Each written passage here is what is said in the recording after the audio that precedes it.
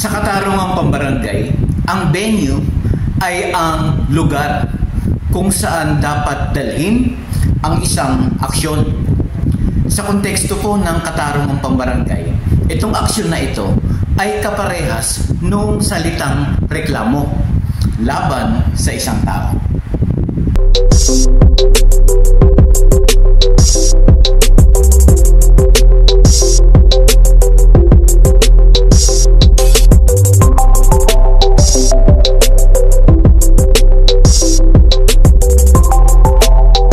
Magandang araw mga kabarangay. Kumusta na po kayo? Alam niyo po, sa araw-araw, madami akong natatanggap ng mga private messages. At isa po sa lagi kong natatanggap, galing sa iba't ibang mga kabarangay natin, ayun pong issue ng venue. Sabi, saan daw ba dapat dalhin ang reklamo kung ang complainant at ang respondent ay nasa magkaibang barangay, subalit sila ay sakop ng isang lungsod o munisipalidad.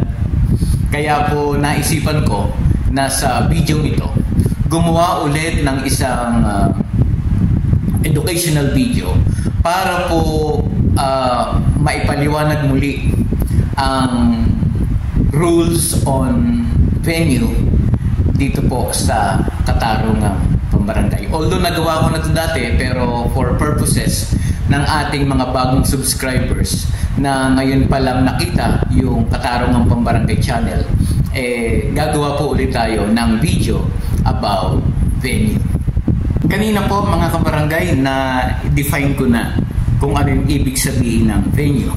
At ito pong venue ay makikita natin sa section 409 ng Republic Act 7160 o ito pong Local Government Code of 1991. Meron pong apat na rules on venue.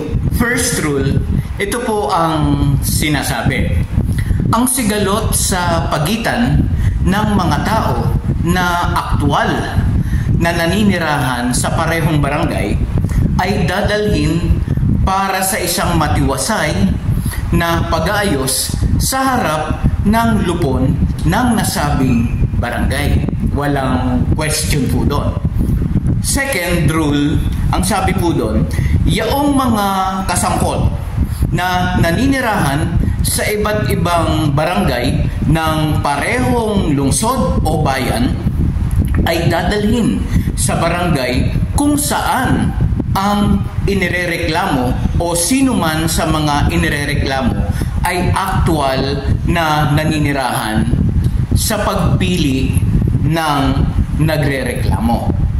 At yung rule number 3, ito po ang sinasabi ng batas. Sabi, ang lahat ng sigalot na kinapapalooban ng mga ari-ariang di natitinag, ito po yung mga real properties o anumang interest dito, ay idudulog sa barangay kung saan ang ari-ariang di natitinag o mas malaking bahagi nito ay doon matatagpuan.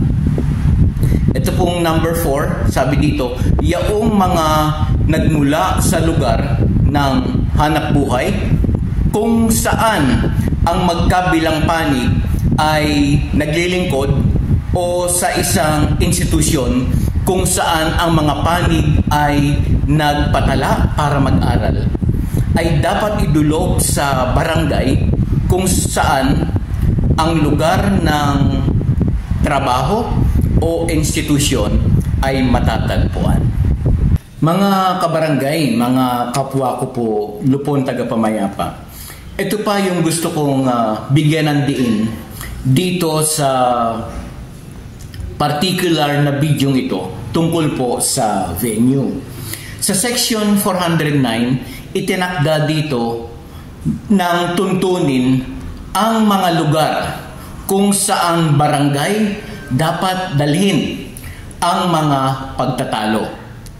Ngayon, ang pagtutol sa lugar kung saan dapat dalhin ang isang aksyon o ang isang reklamo ay dapat erase o dapat gawin sa mediation proceedings pa lang. Mga complainant, mga respondent, kung sa palagay nyo, mali po yung venue, kailangan sa mediation pa lang, yung unang pagharap nyo sa harap ni Kapitan, dapat meron na kayong pagtutol sa lugar. Kung hindi nyo po gagawin yung pagtutol na yon, ang mga naturang pagtutol, mangangahulugan na tinatalikuran nyo na ito. Sa English po ay i-winade nyo na. Pansinin po natin mga kabarangay, yung huling bahagi ng Section 409. Ito pong bagay na ito ay mahalaga dahil madami po ang mga punong barangay na dahil sa dami ng kanilang trabaho, ito pong particular na bagay na ito ay kanilang nakakalimutan o minsan ay hindi nila napapansin itong huling bahagi ng Section 409. Tingnan po natin. Habang ang legal na katanungan ng venue ay maaaring isumite sa Secretary of Justice o sa kalihim po ng hustisya o sa kanilang mga representative. Sa halip na dumiretso agad ang mga punong barangay natin sa Secretary ng Department of Justice, sa DOJ, ang punong barangay po nahaharap sa naturang katanungan kung meron pong questions of law. Hindi kabisado ni Kapitan yun pong itong particular na section na ito. Sabi po sa Section 407, sa halip na siya ay dumiretso sa DOJ, maaari po siyang dumulog muna sa mga legal officers ng kaniyang local government unit. Yun po ang sinasabi ng Section 407. Okay, ulitin ko po na sa halip na kayo ay pumunta agad sa DOJ, ay maaari niyo munang lapitan ang mga legal officers ng inyong munisipalidad o ng inyong lungsod para po kayo magkuhang tanong sa mga legal na bagay na hindi nyo po naiintindihan o kaya kayo po ay medyo naguguluhan. Kaya muli, ito pong video ito, ang Section 409 at Section 407 ay magsisilbing paalala sa atin pong mga lupon tagapamayapa, sa atin pong mga punong barangay, at sa atin pong mga kabarangay.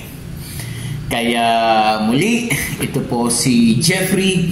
Patuloy po na nagpapasalamat sa inyo sa ating mga bagong subscriber na tumatangkilik dito po sa Katarungang Pambarangay Channel.